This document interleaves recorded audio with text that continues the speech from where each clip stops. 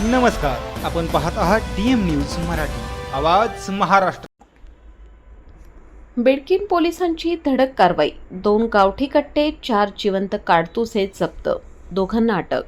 छत्रपती संभाजीनगर जिल्ह्यात सुरू असलेल्या ऑपरेशन ऑल आउट मोहिमेअंतर्गत बिडकीन पोलिसांनी धडक कारवाई करत 2 गावठी कट्टे, 4 जिवंत काडतुसे आणि 1 दुचाकी जप्त केली. या प्रकरणी 2 संशयितांना अटक करण्यात आली असून त्यांच्याकडून सुमारे 1,22,000 रुपयांचा मुद्देमाल जप्त करण्यात आला आहे. पोलिसांना मिळालेल्या गुप्त माहितीच्या आधारे बिडकीन हद्दीतील पोरगाव निलसगाव रस्त्यावर सापळा रचून कारवाई करण्यात आली. अटक करण्यात आलेल्यांची नावे आकाश रमेश निकम वय 32 वर्ष राहणार कांचनवाडी छत्रपती संभाजीनगर आणि लखन छोटीराम राठोड वय 30 वर्ष राहणार डोंगाव तांडा तालुका पैठण अशी आहेत. आरोपींकडून 2 गावठी कट्टे, 4 जिवंत काडतुसे आणि हिरो HF डिलक्स मोटारसायकल जप्त करण्यात आली.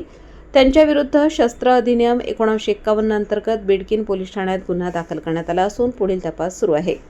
ही कारवाई पोलीस अधीक्षक प्रकाश जाधव यांच्या मार्गदर्शनाखाली उपविभागीय पोलीस अधिकारी सुनील पाटील यांच्या सूचनेनुसार बिडकीन पोलीस ठाण्याचे प्रभारी अधिकारी निलेश शेळके व त्यांच्या पथकाने केली.